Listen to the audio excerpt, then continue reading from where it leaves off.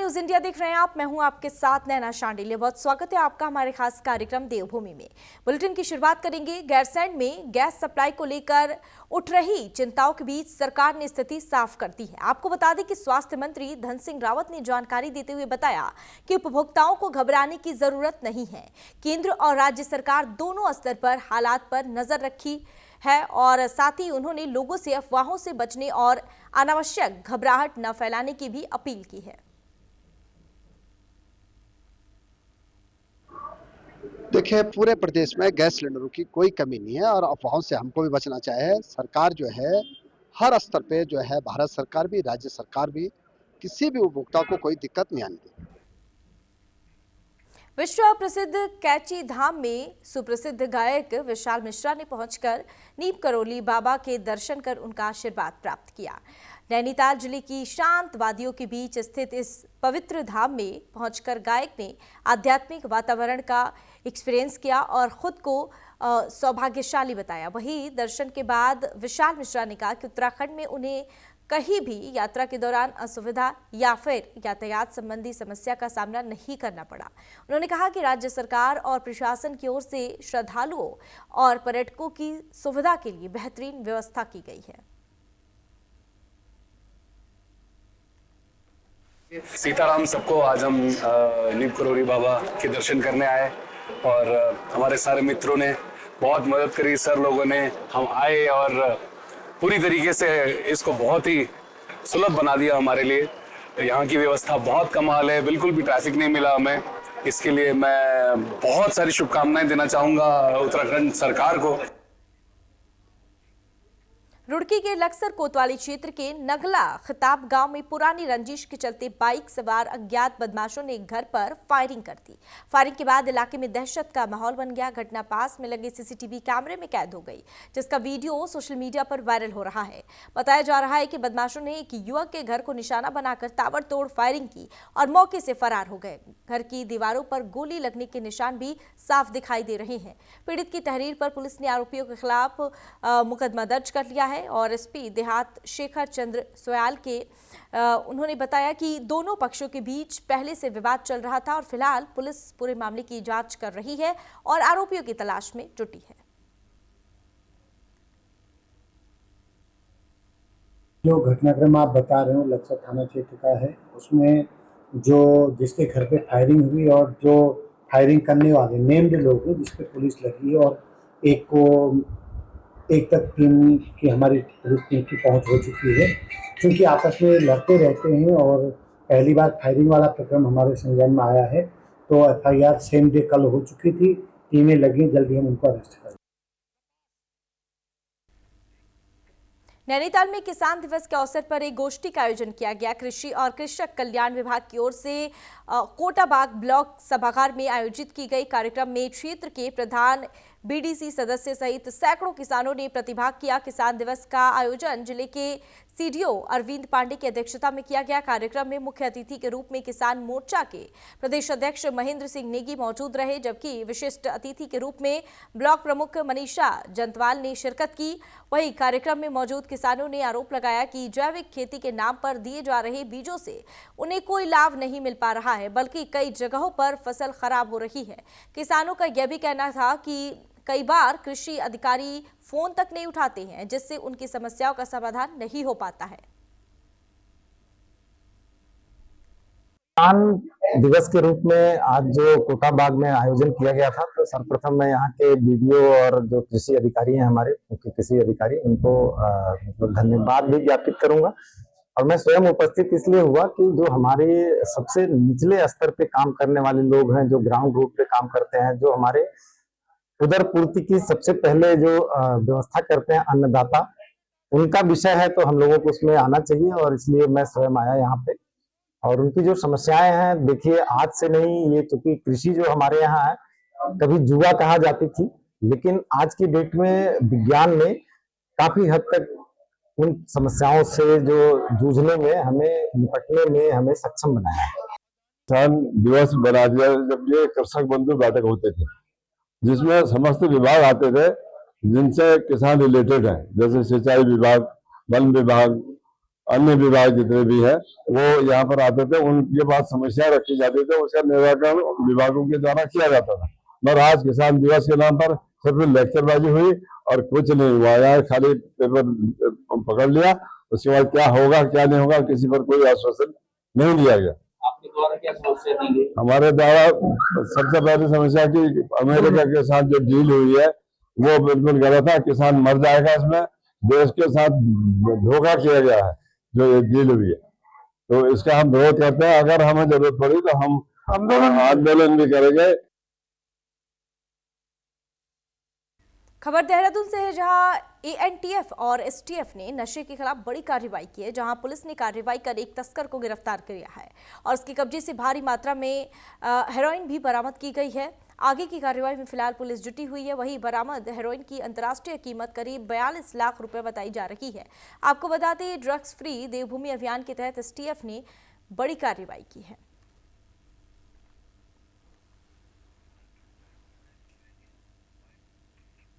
खबरों में आगे बात करेंगे, नैनीताल से खबर है। इन दिनों रसोई गैस की किल्लत के कारण लोगों को भारी परेशानियों का सामना करना पड़ रहा है और आपको बता दें कि घरेलू और कमर्शियल गैस सिलेंडरों की आपूर्ति प्रभावित होने से खासकर मल्लीताल क्षेत्र के कई रेस्टोरेंट और ढाबे बंद होने लगे हैं और पर्यटन सीजन से ठीक पहले पैदा हुए इस संकट ने होटल और रेस्टोरेंट कारोबारियों की चिंता बढ़ा दी है। तो वहीं गैस संकट को देखते हुए जिला प्रशासन भी सक्रिय है और डीएम ललित मोहन रयाल ने संबंधित अधिकारियों को स्थिति पर नजर रखने और आपूर्ति व्यवस्था सुचारू बनाने के निर्देश दिए हैं।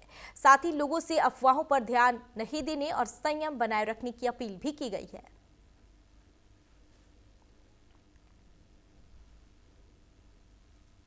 जो गैस तेल आपूर्ति का प्रभाव है वो तो पड़ा ही है, तो इसमें केंद्र सरकार ने एसेंशियल कमोडिटी एक्ट में उच्च प्रभाव क्षेत्र से लेकर प्रायोरिटीज तय की हैं। कमर्शियल सिलेंडर्स को लेके उसमें जो शैक्षणिक संस्थान हैं या हमारे मेडिकल कॉलेज हैं, मेडिकल हॉस्पिटल्स हैं, इनको वाणिज्यिक आपूर्ति सुनिश्चित करने के लिए कहा गया है। डोमेस्टिक सिलेंडर्स की जहाँ तक बात है, उसमें जनपद में बीपीसीएल, एचपीसीएल और आईओसी 3 संस्थाओं के सेल्स का कारोबार होता है। इसमें प्रशासन की इनसे बैठक हुई है। जहां पर होर्डिंग कालाबाजारी की शिकायत आ रही है उसमें एनफोर्समेंट की कार्रवाई की जा रही है। मैम, सिलेंडर के चक्कर में बस आज शाम तक का ये बस सिलेंडर का स्टॉक जो भी है ना, फिर उसके बाद हमारा स्टाफ वगैरह जो भी है, सिलेंडर के चक्कर में कोई आइटम नहीं बन पाएगा। यहाँ पे रेस्टोरेंट बंद ही करना पड़ेगा और सिलेंडर के चक्कर में। सीजन मैम ये बस 8-10 दिन बाद सीजन स्टार्ट हो जाएगा ईद वगैरह का ना, उसके बाद तो यहाँ क्राउड अच्छा खासा हो जाता है। अभी 2 महीने से तो वैसे ही यहाँ कोई काम नहीं था, सीजन में तो ज़रूरी है कि सरकार ने कमर्शियल एलपीजी की सप्लाई रोक दी है और जिसकी वजह से बहुत अफरा तफरी का माहौल है और इस समय ज़्यादातर होटल्स एंड रेस्टोरेंट्स एकदम पैनिक की सिचुएशन में है, क्योंकि गवर्नमेंट की तरफ से कोई भी गाइडलाइन नहीं आ पा रही है क्लियरली कि ये जो शॉर्टेज ऑफ गैस है कब तक रहेगी, 5 दिन, 10 दिन, 15 दिन, 1 महीना। अगर सरकार अपना स्टैंड क्लियर कर ले तो हम होटेलियर्स, रेस्टोरेंटर्स अपनी व्यवस्था उस हिसाब से करें। तो अभी कई लोगों ने दुकानें बंद कर दी हैं, कई लोग जैसे हमने अपना मेन्यू शॉर्ट कर दिया है, जो कोयले बेस्ड या इंडक्शन पे जो चीज़ें हम बना सकते हैं उन्हीं चीज़ों को हम मेन्यू पे रख रहे हैं। रुड़की में हरिद्वार पुलिस की बड़ी कार्रवाई देखने को मिली। आपको बता दें कि दबिश ग्राम बल्लेलपुर के खेत में गौकशी की सूचना पर पुलिस ने घेराबंदी कर एक आरोपी को गिरफ्तार कर लिया है। साथ ही मौके से 450 किलो गोमांस भी बरामद की है और साथ ही एक जिंदा बछड़े का भी रेस्क्यू किया गया है। हालांकि कई आरोपी मौके से फरार होने में सफल रहे। तो वहीं एसएसपी नवनीत सिंह के निर्देश पर चल रहा गौकशी के खिलाफ पुलिस ने गौ संरक्षण अधिनियम, पशु क्रूरता अभियान अधिनियम के तहत मुकदमा दर्ज किया है और फरार आरोपियों की तलाश में पुलिस जुट गई है।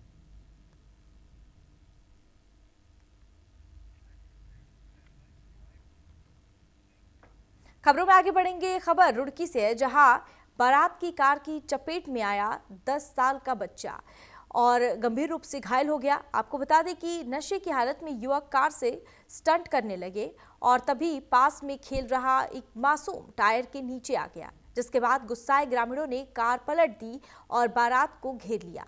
तो वहीं सूचना मिलते ही पुलिस मौके पर पहुंची और घायल बालक को गंभीर हालत में देहरादून हायर सेंटर रेफर कर दिया। फिलहाल पुलिस पूरे मामले की जांच में जुट गई है।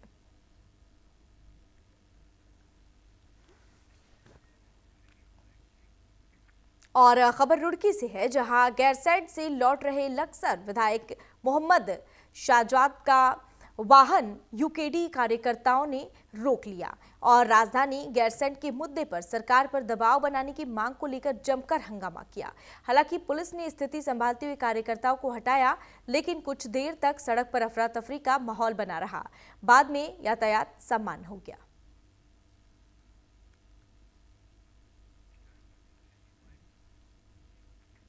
हरिद्वार में मालवाहक ट्रकों की अवैध पार्किंग बड़ी समस्या बनती जा रही है। आपको बता दें, बाहर से आने वाले ट्रकों के लिए प्रशासन द्वारा निर्धारित पार्किंग क्षेत्र बनाया गया है, लेकिन इसके बावजूद कई ट्रक कंपनियों के बाहर और सड़कों के किनारे खड़े दिखाई दे रहे हैं, जिससे सड़क दुर्घटनाओं का खतरा लगातार बढ़ रहा है। तो वहीं संभागीय प्रवर्तन अधिकारी नेहा झा ने बताया कि जिन कंपनियों के बाहर ट्रक खड़े मिल रहे हैं, उन्हें नोटिस जारी कर दिया गया है। नियमों का उल्लंघन करने वाले वाहनों को ब्लैकलिस्ट करने की भी कार्रवाई की जाएगी। ये यातायात व्यवस्था को अवरोध पैदा करते हैं, तो इसके लिए हमारे द्वारा लगातार चालानी कार्रवाई की जाती है। हमारे द्वारा ये जो कंपनीज हैं जिनके बाहर ये वाहन अवैध रूप से खड़े हैं, उन्हें भी नोटिस जारी किए जा रहे हैं। साथ ही आरएम सिडकुल के साथ मिलकर अब हम वहाँ पर बोर्ड्स भी लगा रहे हैं कि जो भी गाड़ियाँ अवैध रूप से खड़ी रहेंगी हम उनको ब्लैकलिस्ट कर देंगे, ताकि उनका जो भी काम होगा वो रुक जाएगा। जी, यही समस्या है। इसी कारण हमारे जो दल हैं और हमारे जो बाइक स्क्वाड हैं, इनके चालानी कार्रवाई की जाती रही है अवैध रूप से खड़े होने को लेकर। साथ ही आरएम सिडकुल के सहयोग से, जैसा कि मैंने बताया, हम बोर्ड्स लगाकर इन गाड़ियों को ब्लैकलिस्ट करेंगे।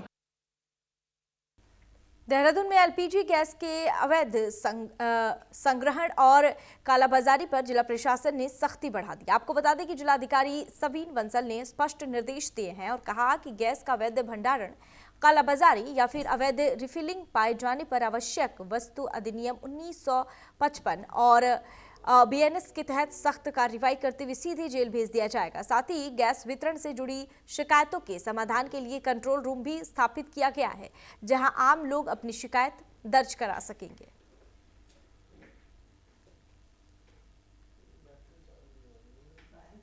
क्राइसिस के चलते जो हमारे एलपीजी के बारे में कुछ कंसर्न्स और जो पब्लिक परसेप्शन अभी प्रिवेल कर रहा है, उसके संबंध में अवगत कराना है कि हमारे सभी स्टेक होल्डर्स के साथ लगातार डिस्कशंस चल रहे हैं और जो ऑयल कंपनीज़ हैं उनको निर्देशित किया गया है कि जो गैस एजेंसीज़ हैं वो अपना स्टॉक डिस्ट्रीब्यूशन निर्धारित मानकों के अनुसार ही एग्जीक्यूट करेंगे। हमने प्रवर्तन दल हेडेड बाय एसडीएम, सीओ और जो हमारे सप्लाई इंस्पेक्टर्स हैं वो निरंतर निगरानी बनाए रखे हैं।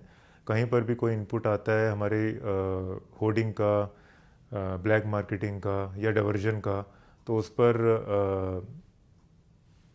ऑन द स्पॉट हमारे बीएनएस और एसेंशियल कमोडिटीज़ एक्ट में मुकदमे दर्ज करते हुए सारे स्टॉक को सीज कर लिया। वहीं पौड़ी में गुलदार और अन्य जंगली जानवरों के हमले लगातार सामने आ रहे हैं, जिससे कई लोग इन हमलों में अपनी जान गंवा चुके हैं, जबकि कई गंभीर रूप से घायल हुए हैं। लेकिन अब तक वन मंत्री द्वारा न तो पीड़ित परिवारों से मुलाकात की गई है और न ही क्षेत्र में वन विभाग की कोई समीक्षा बैठक ली गई है, जिससे लोगों में नाराजगी भी देखने को मिल रही है। वहीं स्थानीय ग्रामीण भास्कर बहुगुणा ने वन मंत्री के इस रवैये को दुर्भाग्यपूर्ण बताया और कहा कि वह मंत्री जनता के हैं और उसी जनता के दुख में वह शामिल नहीं हो पा रही हैं। साथ ही उनकी ही पार्टी के लोग उन्हें अब मुख्यालय जाने के लिए आग्रह कर रहे हैं।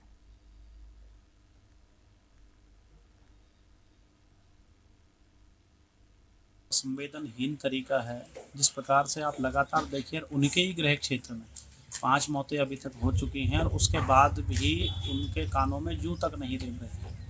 सबसे पहले तो उन्हें यहाँ पे पहुँचना चाहिए था। उनके महकमे के वन सचिव यहाँ पे पहुँचते हैं, मामले की गंभीरता को देखते हुए कमिश्नर पहुँचते हैं, लेकिन कभी आज तक घटनाओं में वन मंत्री का यहाँ पर आना नहीं हो पाया, ये बड़ी दुर्भाग्य की बात है। और जबकि उन्हीं की जिला महामंत्री इस बात को कह रही हैं, पौड़ी में आकर वो स्वयं कह रही हैं कि मैं उनसे आग्रह करती हूँ। अगर उन्हीं की पार्टी के लोग उनसे आग्रह कर रहे हैं, इसके मतलब आप देख सकते हैं कि उनकी जो अपनी अंडरस्टैंडिंग है वो कहाँ तक है। जंगली जानवरों से मैं कहूँगी खास तौर पे गुलदार के जो हमले हो रहे हैं वो बड़े मतलब कई जगह बहुत खतरनाक हैं, कुछ जगह लोगों को काफ़ी गहरी चोटें हैं और कई जगह लोगों ने अपनी जान से भी गए हैं और उसके लिए सरकार भी बहुत संवेदनशील है। मैंने जैसे कहा क्योंकि सरकार तो हर चीज़ के लिए संवेदनशील है, चाहे वो गुलदार के हमारे अटैक हो, चाहे हमारा खेती खराब करने के लिए दूसरे जंगली जानवरों के अटैक हैं, तो वो किस प्रकार से उनको ठीक कर सकते हैं और कैसे हमारे वन मंत्री भी इस पर बहुत सारी योजनाएं लेकर आए हैं। उन्होंने भी बहुत सारी चीज़ें ठीक करने की कोशिश की हैं। अल्मोड़ा में नगर निगम के पर्यावरण मित्रों ने उत्पीड़न के विरोध में कार्य बहिष्कार कर हड़ताल शुरू कर दिया है। आपको बता दें कि पर्यावरण मित्रों ने आरोप लगाया है कि उनके साथ लगातार दुर्व्यवहार और उत्पीड़न की घटनाएं हो रही है, लेकिन संबंधित आरोपी के खिलाफ अब तक कोई ठोस कार्रवाई नहीं की गई है। साथ ही कहा कि प्रशासन अगर आयुक्त से मांग करने के बाद भी अभी तक कोई कार्रवाई नहीं करती है तो आगे आंदोलन करने को बाध्य होंगे।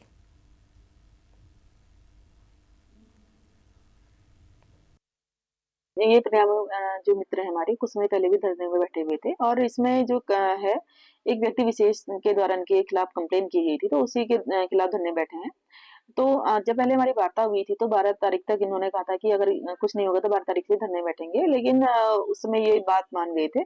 परंतु कल ऐसा हुआ कि जो दूसरा पक्ष है वो खुद डीएम सर के पास जाके उन्होंने और कंप्लेन कर दी, तो इसी से भड़के हुए हैं और अभी दोनों पक्ष को कोशिश की जाएगी कि आमने सामने बैठा के वार्ता की जाए। लगातार हम लोगों ने दिनांक 27 तारीख से हमारे पास साथ बांस गली को लेकर के जौहरी बाजार निवासी मनोज बिष्ट के द्वारा लगातार कर्मचारी का उत्पीड़न किया जा रहा है। लगातार कर्मचारी को उत्पीड़न किए जाने की शिकायत हमने नगर आयुक्त को एक दिन का धरना प्रदर्शन कर हमने नगर आयुक्त महोदय को, महापौर जी को दी थी, जिसकी सूचना हमने माननीय श्रीमान जिलाधिकारी महोदय, वरिष्ठ पुलिस अधीक्षक को भी दी थी। तो उसके बाद ना तो नगर निगम द्वारा कोई संज्ञान लिया गया, ना हमारी निवर्तमान बोर्ड द्वारा संज्ञान, जिसको आक्रोशित होकर के हमने आज दिनांक 13/3/2026 से हमने अनिश्चितकालीन हड़ताल का बिगुल बनाया, क्योंकि कथित व्यक्ति लगातार हमारे कर्मचारियों के प्रति द्वेष भावना रखता है, वाल्मीकि सफाई कर्मचारी से द्वेष भावना रखता है और उसकी वीडियो वायरल लगातार कर रहा है। और खबरों में आगे बढ़ेंगे। गैरसैंण से खबर है, जहां बजट सत्र की कार्रवाई से पहले विपक्ष एलपीजी गैस सिलेंडर के पोस्टर को लेकर सदन के बाहर बैठ गए और जमकर धरना प्रदर्शन करने लगा। आपको बता दें कि विपक्ष का कहना है कि प्रदेश भर में लोग एलपीजी गैस सिलेंडर की किल्लत से जूझ रहे हैं और इसलिए हम मांग करते हैं कि इस मुद्दे को सदन में उठाया जाए। वहीं सत्ता पक्ष का कहना है कि विपक्ष के पास अब कोई भी मुद्दा नहीं बचा है और इसलिए वह सदन में अब गैस और अन्य मुद्दे को उठाकर अपनी जगह बनाना चाहती है। देखिए, हमारा जो प्रदेश है, ये प्रदेश शिक्षा के लिए जाना जाता है और लाखों की संख्या में यहाँ जो है अभ्यर्थी आते हैं और पढ़ाई करते हैं, जो हॉस्टलों में रह रहे हैं, पीजी में रह रहे हैं, वहाँ आज भोजन का संकट हो गया है। हमारा प्रदेश पर्यटन प्रदेश है, पर्यटन प्रदेश होने के नाते यहाँ पर्यटक आता है, होटल व्यवसायी आज परेशान है, आज के अखबार की सुर्खियाँ होंगी, सब परेशान है। तो सरकार को व्यवस्था करानी चाहिए। एलपीजी के लिए लोग लंबी लाइनों में लग रहे हैं, तो सरकार को व्यवस्था करानी चाहिए और प्रदेश की छवि खराब नहीं करनी चाहिए। ये कहकर के सिर्फ ये केंद्रीय विषय अपना पल्ला नहीं जाना चाहिए। आज विपक्ष के पास कोई मुद्दे नहीं है। जिस प्रकार से माननीय राज्यपाल जी के भाषण पर और माननीय मुख्यमंत्री जी ने पूरे विस्तार से हर विषय को लिया, हर विषय को छुआ, आज कांग्रेस के पास कहने को कुछ नहीं है। इसलिए कभी गैस का मुद्दा, कहीं अन्य मुद्दे लेकर सदन में अपने को व्यस्त रहने की कोशिश कांग्रेस कर रही है, लेकिन उन्हें कुछ हासिल होने वाला नहीं है, क्योंकि आज यहाँ पर क्या हो रहा है पूरा प्रदेश देख रहा है। और आज जितने भी काम धामी सरकार ने किए हैं, प्रदेश के हित में किए हैं, जनता के हित में किए हैं, बजट में सभी वर्गों का ध्यान किया है।